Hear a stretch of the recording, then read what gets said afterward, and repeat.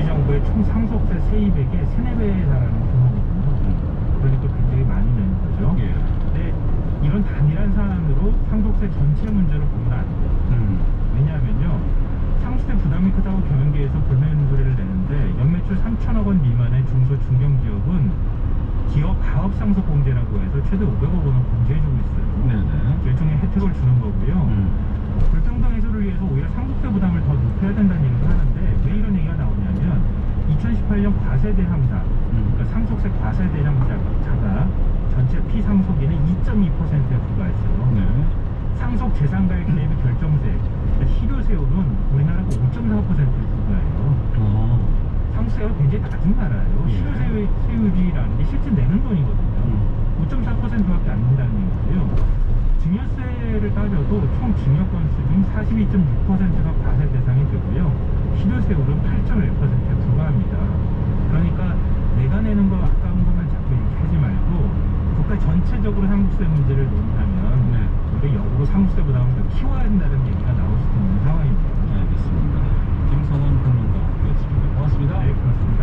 오픈 뉴스 광고 마치겠습니다. 내일 뵙겠습니다. 안녕히 계십시오.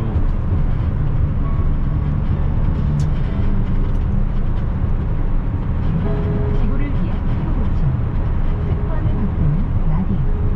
안녕하세요. 아나운서 김성근입니다. 2018년 기후변화에 관한 정부가 협의체는 앞으로 지구 평균 온도가 1.5도 이상 높아지면 돌이킬 수 없는 피해가 발생할 것이라고 경고했습니다. 지구를 지키기 위해 오늘 우리가 무엇을 해야 하는지 박경복 행정의 장관입니다. 전 세계적으로 온실가스 배출로 인해 기후변화 피해가 커지고 있습니다. 전 세계는 기후위기에 대응하기 위해 탄소 중립 사회로 전환해 나가고 있는데요. 우리도 경제, 사회 전반으로 탄소 배출을 혁신적으로 줄이는 변화를 이끌어내고 생활 속에서도 기후행동을 실천해야 합니다. 우리나라에서 배출되는 온실가스의 약 40%는 가정을 포함한 비산업 분야에서 발생하고 있는데요. 온실가스를 줄일 수 있는 생활 습관들은 무엇이 있을까요? 가까운 거리는 걷거나 자전거를 이용하면 건강도 지키고 지구도 지킬 수 있습니다. 집에서는 낭비되는 대기 전력을 차단하고 냉난방 온도는 적정 온도로 맞춰주세요. 물건을 구매하고 사용할 때는 친환경 제품인지 비교하고 구매해 주시고요. 일회용품 대신에 재사용이 가능한 제품을 사용하는 기후 친화적인 소비자가 되어보세요. 물 한 방울이 모여 강을 이루고 바다가 되듯 사소하다고 여겨질 수 있는 기후 행동이 모이고 또 반복된다면 탄소 중립 사회를 이뤄낼 수 있습니다. 전기차, 수소차 수요가 증가하면 미래 이동 수단에 대한 저탄소 기술 개발이 가속화되고 저탄소 제품의 구매율이 높아지면 기업은 고객을 만족시키기 위해서 저탄소 산업 구조로 전환할 것입니다. 기후위기에 맞서 지구를 지켜낼 영웅은 바로 여러분입니다. KBS 1라디오 지구를 위한 새로 고침 습관을 바꾸는 라디오. 이 프로그램은 환경부와 함께합니다.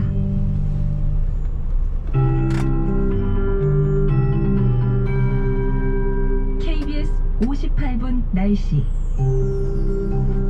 기압골을 뒤따라 다시 한번 황사가 날아들었습니다. 오늘 새벽 백령도 지역을 시작으로 지금 황사가 관측되고 있는 곳은 대전과 청주, 대구, 안동, 또 백령도 지역에 관측되고 있는 상황이고요. 이 때문에 충청북도의 남부권, 대전의 동부권, 경상북도의 서부권에 미세먼지 주의보까지 발효됐습니다. 나머지 지역들도 미세먼지량이 평소보다 2~3배가량 된다는 점 염두에 두시기 바랍니다. 이 황사는 어제와 그제 고비사막에서 발원한 황사가 북서풍을 타고 날아든 것인데요. 내일 오전까지 전국에 영향을 줄 것으로 예상되고 있습니다. 이런 가운데 구름량이 좀 많습니다. 오늘은 중국 산동반도 부근에 위치한 고기압이 점차 동쪽으로 이동을 하면서 우리나라에 영향을 줄 것으로 예상되고요. 내일도 이 고기압이 좀 더 영향을 줄 것으로 보입니다. 따라서 내일도 구름이 다소 많다가 오후가 되면 강원도, 충청북도 북부, 경상북도권, 또 경상남도 동부권으로 소나기 가능성이 있고 또 내일 밤엔 서해안 지방에 비가 내리기 시작해서 금요일 새벽부터 오전 사이에는 전국적인 비 소식이 다시 한번 있을 것으로 보입니다. 오늘은 낮 최고 기온 강릉, 대구, 광주가 25도, 울산 24도, 서울과 제주는 20도 내다보고 있습니다. 지금 서울도는 17.7도입니다. 윤지수입니다.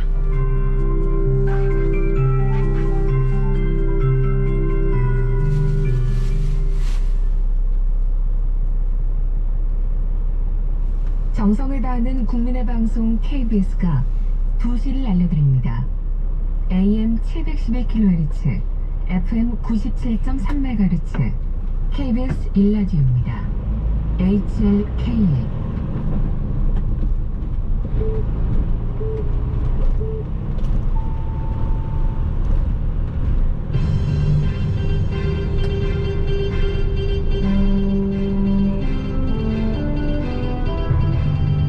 뉴스 중계탑. 여러분 안녕하십니까? 뉴스 중계탑 김철민입니다. 먼저 주요 뉴스입니다. 삼성그룹 사주 일가가 고 이건희 회장 유산의 상속세 12조 원을 납부하고 희귀질환 극복에 1조 원을 기부하는 등 다양한 사회 환원 사업을 실천하겠다고 밝혔습니다. 국토교통부가 올해 전국의 공동주택 공시가격 상승률을 평균 19.05%로 확정하는 내용의 공동주택 공시가격을 결정 고시했습니다.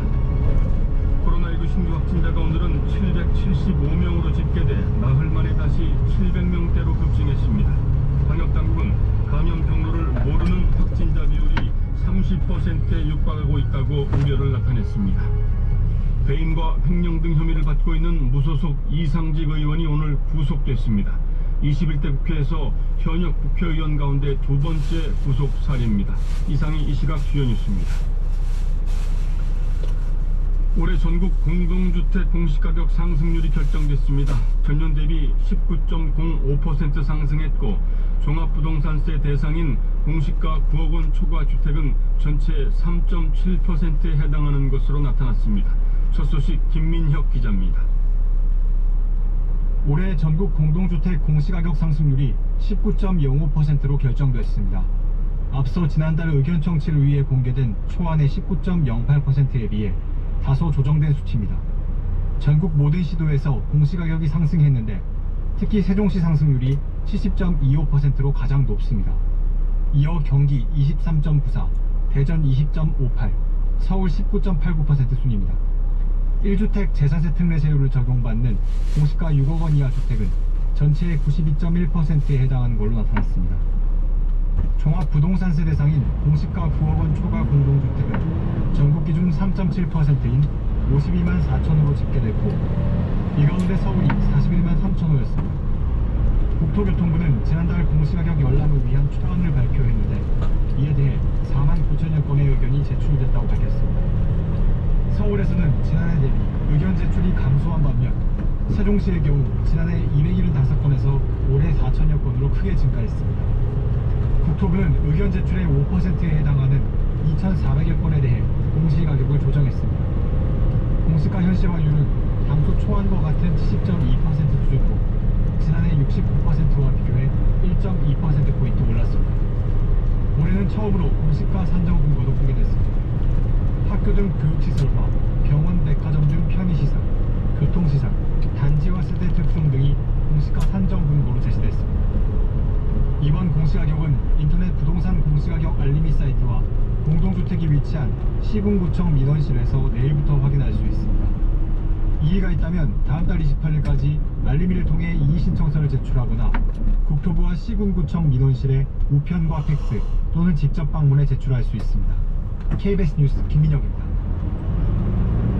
삼성 사주 일가가 오늘 고 이건희 회장 유산과 관련해서 12조 원의 상속세를 납부하고 감염병, 소아암, 희귀질환 극복에 1조 원을 기부하겠다고 밝혔습니다.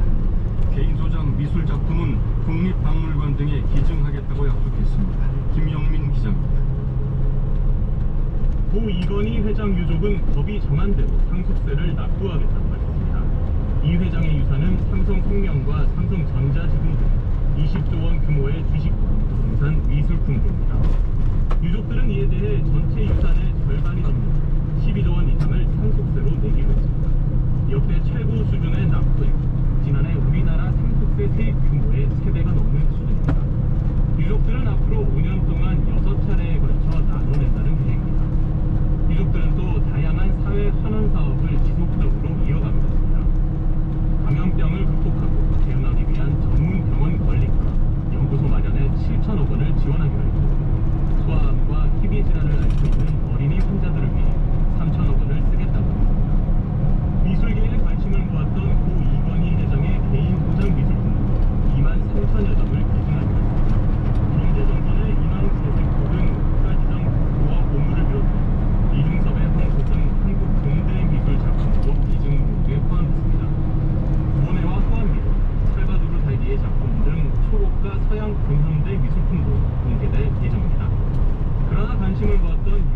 상속 지분 배분과 관련해서는 입장을 밝히지 않았습니다.